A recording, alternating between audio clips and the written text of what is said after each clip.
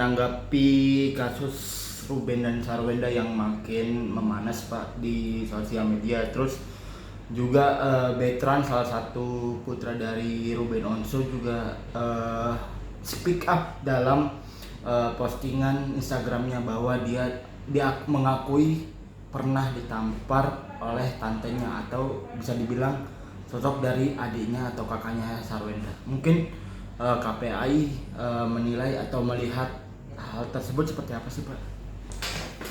Ya, terima kasih.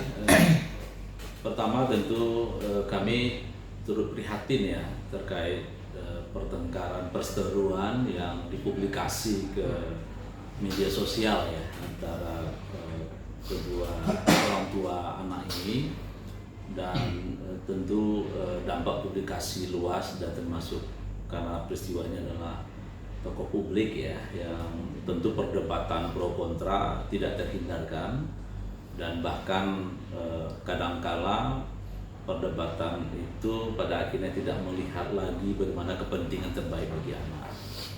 Nah, kami tentu menghimbau agar kedua orang tua ini menyelesaikan secara baik dan mengakhiri perdebatan publik ya terkait pemenuhan anak. Yang kedua, kalau memang ada dugaan kekerasan kepada Ananda, ya tentu tidak boleh dibenarkan. Tentu kami mendorong kepada orang tua untuk segera melaporkan kepada kepolisian terkait dugaan kekerasan tersebut. Biarlah nanti kepolisian yang akan membuktikan apakah kekerasan yang dilakukan oleh tante ini itu ada fakta dan ada bukti, yang tentu informasi awal itu bisa didalami dari informasi Ananda yang mengalami kekerasan tersebut. Namun kami tentu meminta kepolisian kalau memang ini dilaporkan, atau polisi bisa secara jemput bola ya untuk mendalami terkait dugaan kekerasan ini. Karena bagaimanapun juga siapapun itu ya tidak dibenarkan ya untuk melakukan kekerasan terhadap anak. Yang ketiga, sampai detik ini tentu kami belum ada laporan terkait permintaan mediasi ya. Tentu kami sesuai dengan tugas dan fungsi sesuai dengan Undang-Undang Pelindungan Anak, ada tusi melakukan mediasi terkait pelanggaran hak anak atau sengketa hak anak. Jika dari salah satu orang tuanya memohon kepada kami untuk melakukan mediasi, tentu kami akan lakukan ya, dengan syarat tentu para pihak mau dimediasi, ada waktu untuk dilakukan mediasi, dan mudah-mudahan di mediasi di KPAI mudah-mudahan itu bisa menyelesaikan setidaknya terkait konflik pengasuhan gitu ya. Walaupun secara putusan pengadilan pengasuhan itu berada di orang tua gitu ya, dan ada upaya pihak ayah atau pihak bapak untuk mengambil pengasuhan itu kembali. Nah, namun kami terlepas dari itu karena lagi-lagi tentu terkait putusan pengasuhan itu tetap di pengadilan gitu ya, dan nanti di pengadilan itu akan diuji gitu ya apakah pihak ibu tidak memiliki kapasitas untuk mengasuh ya, karena mungkin melakukan kekerasan terhadap anak gitu, atau mungkin tidak ada waktu untuk mengasuh. Ya tentu ada profesi yang menyatakan ketidaklayakan untuk mengasuh tersebut gitu ya. Nanti bisa dari psikolog, bisa dari pekerja sosial gitu ya, untuk mendalami apakah keluarga ini memiliki kapasitas mengasuh atau tidak gitu ya. Dan tentu KPAI bersedia juga memberikan masukan ya kalau memang misalnya dalam proses ada pengajuan hak asuh ke pengadilan itu, ya tentu kalau pengadilan meminta kami untuk memberikan rekomendasi, ya tentu berdasarkan kajian, berdasarkan telah kami, ya tentu kami akan sangat senang memberikan masukan tersebut. Berarti Pak, misalkan ini kan Ruben Onsu kan juga masih berkutik di hak asuh anaknya. Mungkin dengan speak up-nya Betran ini apakah bisa menjadi bukti Pak bahwa hak asuhnya bisa jadi dimenangkan oleh Ruben atau seperti apa? Ya, saya kira kalau memang itu menjadi salah satu bukti, sebetulnya bisa saja gitu ya. Namun tentu harus diverifikasi gitu ya, apakah ada dugaan tindak pidana tersebut ya tentu harus laporan pada kepolisian gitu ya. Dan hasil laporan dan hasil penyelidikan itu sebetulnya nanti bisa juga sebagai dasar gitu ya. Namun kami biasanya untuk melihat isu pengasuhan itu secara komprehensif gitu ya. Kapasitas pengasuhan orang tua itu tidak hanya soal memberikan makan, minum dan atau sandang pangan saja, tapi juga bagaimana soal kasih sayang, kelekatan dan kedekatan itu penting gitu ya. Karena ananda ini adalah manusia yang punya hak untuk dekat dengan orang tuanya dan kedua-dua orang tuanya, dan begitu juga sebaliknya sebetulnya. Kedua orang tua punya hak dan berkewajiban untuk mengasuh buah hatinya gitu ya.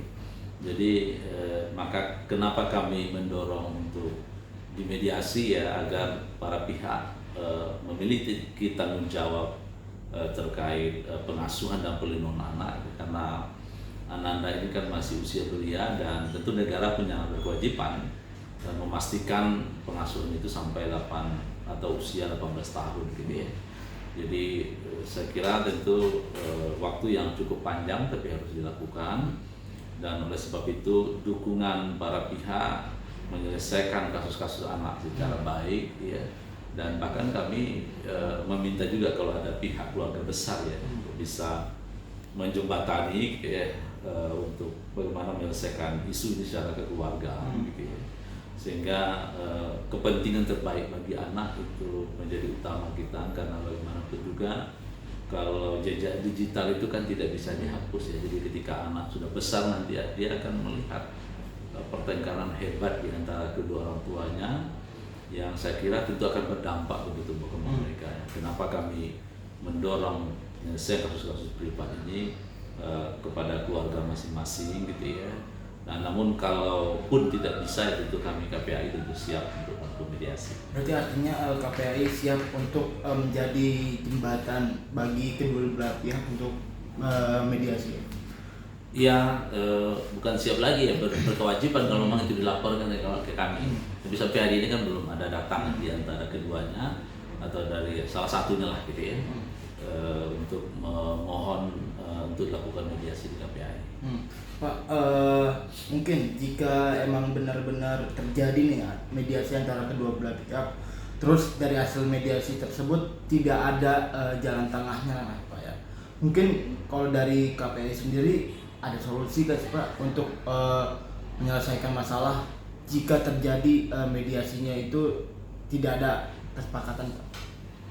Iya, ya tentu kami berharap syarat-syarat mediasi itu kan pertama ada kerelaan para pihak ya, karena mediasi KPAI tidak ada pemaksaan gitu ya. Jadi kerelaan para pihak untuk mau dimediasi dengan niat ya, bahwa kepentingan terbaik bagi anak menjadi utama gitu ya. Pertengkaran itu silakan, orang dewasa ibu dan bapaknya silakan, tapi untuk kepentingan terbaik bagi anak, yuk kita melihat kepentingan buah hati mereka ini.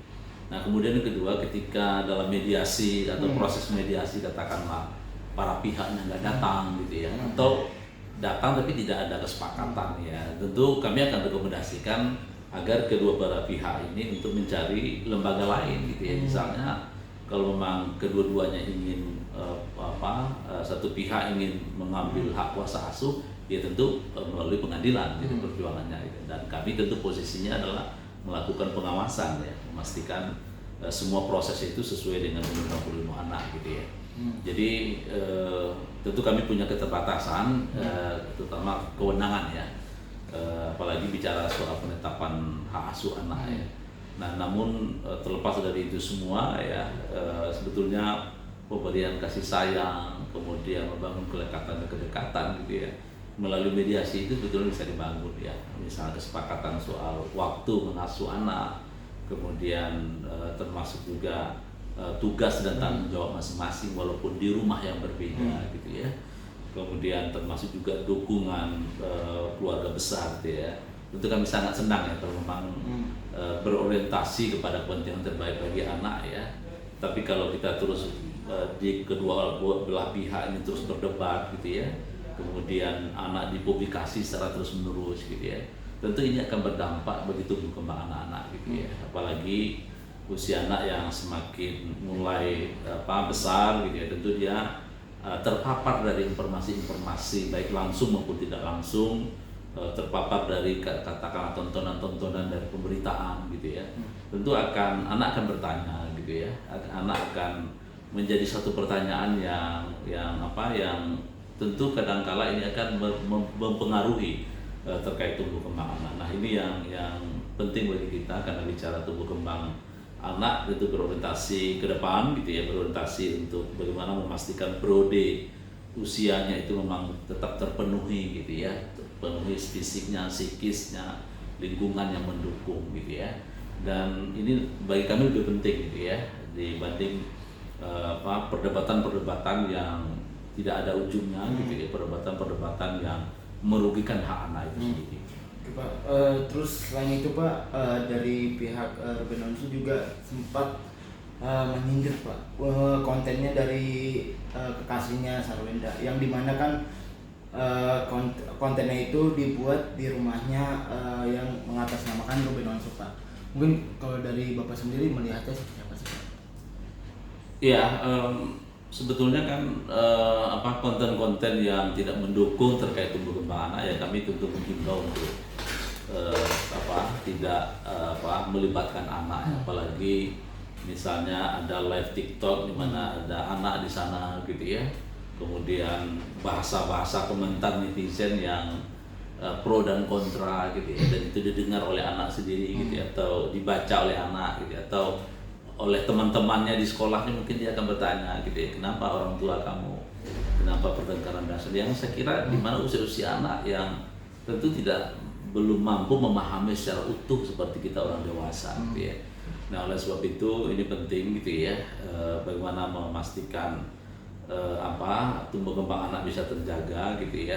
Tentu dampak dari publikasi yang sangat luas apalagi melibatkan anak ya, pada akhirnya privasi anak-anak kita kan tidak bisa terhindari menjadi terganggu gitu ya. Nah saya kira tentu semua anak punya hak untuk hidup dengan bahagia, semua anak punya hak hidup dekat dengan orang tuanya, didukung oleh lingkungan yang baik gitu ya, dan termasuk juga lingkungan pertemanannya, lingkungan masyarakat gitu ya.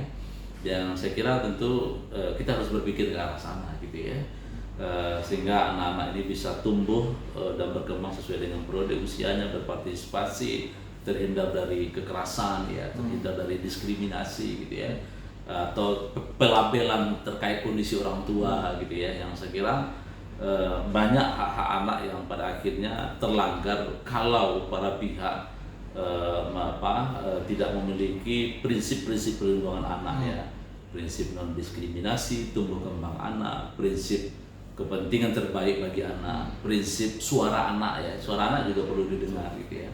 Dan termasuk juga biasanya kalau mediasi ke kami juga akan melakukan asesmen kepada Ananda ini, bagaimana pandangan Ananda ini terhadap kedua orang tuanya. Nah biasanya itu kami akan bacakan hasil asesmen psikologis itu, sehingga orang tua kembali diingatkan untuk memastikan kepentingan balita atau anak-anak mereka. Oke Pak, ini kan kalau dari KPAI sendiri menganalisis atau melihat case ini tuh seperti apa Kak? Seperti apa Pak?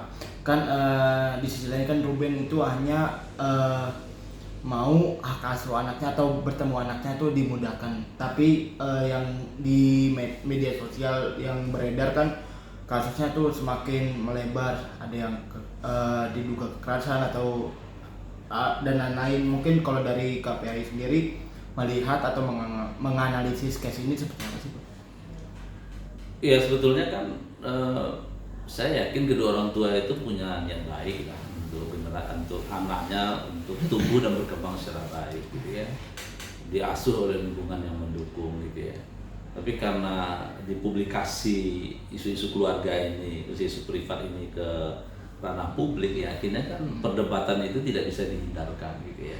Namun bagi kami problem awalnya kan soal bagaimana kesempatan untuk bisa mengasuh sebetulnya gitu ya.